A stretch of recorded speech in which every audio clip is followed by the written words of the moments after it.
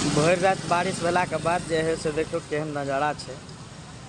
और देख सके छी हम जतऽ अभी स्थित छी ओते के नज़ारा दऽ रहल छी। आई देखियो बड़ के पेड़ है। शहर सब में बड़ के पेड़ मतलब लोग शौक से रोपे छै। और ये जगह जो है से बहुत अच्छा दृश्य भी लग रहा है।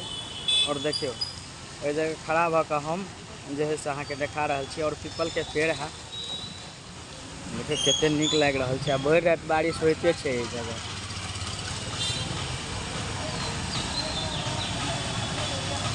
शहर सब में रोड सड़क के किनारे जो गाछ वृक्ष रहे ना बड़ा नीक लगत रहे। मगर हमरा अहाँ के की कहत रोड सड़क के किनार में जो है से